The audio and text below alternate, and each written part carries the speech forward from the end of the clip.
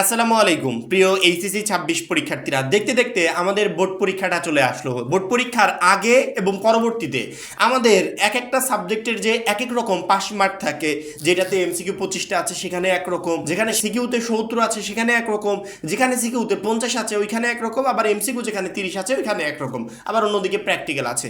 সব কিছু মিলিয়ে টোটালি 6 রকমের পাস মার্ক আমাদের আছে। আমরা বোর্ড পরীক্ষার্থীরা আমাদের এই সঠিক পাস মার্কটাই জানি না। মাত্র 310 টাকায় এইচএসসি 26 ব্যাচের জন্য শেষ মুহূর্তে ধামাকা অফার। শেষ মুহূর্তে আমাদের এইচএসসি 26 টার্গেট প্লাস কোর্সে যুক্ত হলে পেয়ে যাচ্ছ সকল সাবজেক্টের সাজেশন, সকল গ্রুপের পিডিএফ ও ক্লাস আকারে, বিগত বছরগুলোর বোর্ড এমসিকিউ উত্তর সহ পিডিএফ আকারে, প্রত্যেকটা সাবজেক্টের প্রত্যেকটা চ্যাপ্টারের চ্যাপ্টার ওয়াইজ জ্ঞানমূলক অনুধাবনমূলক প্রশ্ন উত্তর পিডিএফ আকারে, ইংরেজি গ্রামার অংশে শর্টকাট টেকনিক ও দুর্দান্ত সব রেকর্ডেড ক্লাসেস, লিখিত অংশে শর্টকাট টেকনিক ও রেকর্ডেড ক্লাসেস, এইচএসসি পর্যায়ের সবচেয়ে কঠিন সাবজেক্ট আইসিটির শেষ মুহূর্তে দুর্দান্ত সব রেকর্ডেড ক্লাস, এছাড়া পড়াশোনার রুটিন, এ প্লাস গাইডলাইন সবকিছু থাকছে মাত্র এই 310 টাকার কোর্সে। যারা এখনো আমাদের কোর্সে যুক্ত হও নাই খুবই দ্রুত করো। আমাদের কোর্সে যুক্ত হতে ভিডিওতে দেওয়া নাম্বারে 310 টাকা কোর্স ফি পাঠিয়ে এই নাম্বারই হোয়াটসঅ্যাপে আমাকে জানাবে কোর্স ফি পাঠিয়েছি, সাথে সাথে তোমাকে গ্রুপে যুক্ত করে নিব। তখন দেখি তোমার এই প্লাস প্রস্তুতি শুরু হয়ে যাবে। আমি আইসিটি পরীক্ষা দিয়ে আসি, পরীক্ষা দিয়ে আসার পর আমি জিজ্ঞেস করছি, ভাইয়া আমার আইসিটি তো এমসিকিউ এই কয়টা হয়েছে, আমি কি পাস করতে পারবো?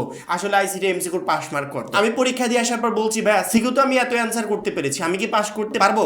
আসলে এই গ্রুপ ভিত্তিক সাবজেক্টের সিকিউতে পাস মার্ক কত? আচ্ছা, পরীক্ষার পরে আমি যদি এগুলো জানি আমার কোনো লাভ হবে? পরীক্ষা তো অলরেডি দিয়ে আসছি, আমি যদি ফেলও যাই ওইটাকে আমি ঠিক করতে পারবো?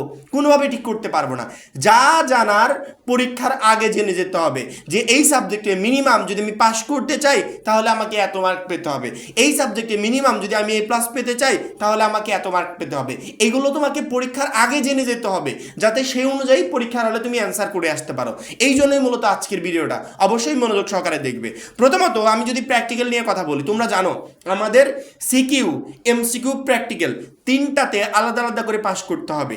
তুমি সব কিছুতে পাস করেছো, প্র্যাকটিক্যালে তোমাকে শিক্ষক নাম্বার দেয় নাই, তুমি ফেল। এমন অহরহ হয়। একটা প্রতিষ্ঠান, মানে এর আগের বছরে দেখেছিলাম একটা প্রতিষ্ঠানে মানে কোনো শিক্ষার্থীকে প্র্যাকটিক্যালে নাম্বার দেয়নি, হয়তো ওনারা ভুল করেছে, নাম্বারটা পাঠাতে পারে নাই, পরবর্তী টোটাল প্রতিষ্ঠান ধরে ফেল আসছে। পরে শিক্ষা বোর্ড সেগুলোকে আবার নতুনভাবে কালেক্ট করে তারপরে তাদেরকে পাস করিয়ে দিয়েছে। এরকম অহরহ হয়। তুমি সিকিউ এমসিকিউতে পুরো নাম্বার উঠিয়েছো, প্র্যাকটিক্যালে উঠাতে পারো নাই পাস মার্ক, তাহলে তুমি টোটালি ফেল যাবে।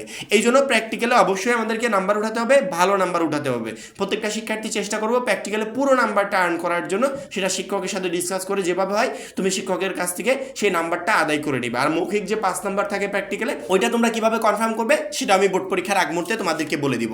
প্র্যাকটিক্যালের নাম্বার হচ্ছে 25 নাম্বারের ভিতর কোনো শিক্ষার্থী যদি প্র্যাকটিক্যালে পাস করতে চায় তাহলে তাকে 8 পেতে হবে। 3 কত হয়? 24 হয়। আর এই 1কে যদি তুমি 3 ভাগে ভাগ করো তাহলে সামথিং কিছু আসে, সেক্ষেত্রে 9 আর হচ্ছে না, 8 সামথিং হচ্ছে। এই জন্য তোমাকে প্র্যাকটিক্যালে 8 পেতে হবে যদি পাস করতে চাও। যে কোনো নাম্বারকে তুমি যে কোনো নাম্বারের পাস মার্ক বের করতে চাইলে ওই নাম্বারকে 3 দিয়ে ভাগ দিবে, ভাগ দেওয়ার পর যেটা আসবে ওইটাই মূলত ওই নাম্বারের পাস মার্ক। সেক্ষেত্রে যে সমস্ত এমসিকিউতে 25টা এমসিকিউ আছে সেখানে পাস করতে চাইলে তোমাকে 8 পেতে হবে, কারণ কি 3 24 হয় আর ওই 1 সামথিং করে হয়, সেক্ষেত্রে 8 পেলে তুমি পাস করতে পারবে। পরবর্তীতে এমসিকিউ, যে সমস্ত এমসিকিউতে 30টা এমসিকিউ আছে ওইখানে পাস করতে হলে 10 পেতে হবে, কারণ কি 3 10 30, 3 দিয়ে ভাগ দিয়েছি, এক এক ভাগে 10 করে পড়েছে। এমসিকিউতে পাস করতে হলে 30টার ভিতর 10 তোমাকে পেতে হবে। পরবর্তীতে সিকিউ, যে সমস্ত সিকিউতে 70 নাম্বার আছে সেই সমস্ত সিকিউতে পাস করতে হলে তোমাকে 23 পেতে হবে, কারণ কি যখনই আমি 3 দিয়ে 70কে ভাগ করেছি তখন দেখেছি এক এক ভাগে 23 সামথিং পড়ে। সেক্ষেত্রে কোনো শিক্ষার্থী যদি 23 নাম্বার উঠাতে পারে তাহলে সে সিকিউতে 70-এর ভিতর 23 উঠাতে পারলে পাস করে যাবে। সিকিউতে যে সমস্ত সিকিউতে 50 মার্ক আছে, 70 নাই 50 আছে, গ্রুপ ভিত্তিক সাবজেক্টগুলোতে 50 থাকে, যেগুলোতে প্র্যাকটিক্যাল আছে, আবার ওদিকে আইসিটিতে 50 থাকে, সেক্ষেত্রে যেগুলোতে 50 আছে সিকিউতে সেগুলোতে পাস করতে হলে কি করতে হবে? এগুলোতে পাস করতে হলে 17 পেতে হবে, কারণ কি 3 17 51 হয়, অর্থাৎ সামথিং কিছু শর্ট পড়ে কিন্তু প্রায় 17 হয়ে যাচ্ছে। 3 দিয়ে ভাগ দিলে সেটা আমরা 17 পাচ্ছি, সেক্ষেত্রে 17 পেতে হবে। যদি 50 নাম্বার থাকে 50-এর ভিতর পাস করতে হলে মিনিমাম তোমাকে 17 নাম্বার পেতেই হবে। পরবর্তীতে যেই সমস্ত সাবজেক্টের সিকিউ এমসিকিউ একসাথে, যেমন ইংরেজি প্রথম পত্র দ্বিতীয় পত্র, এই দুইটার ভিতর যদি কোনো শিক্ষার্থী 100-এর ভিতর 33 উঠাতে পারে তাহলে সে সহজে পাস করে যাবে।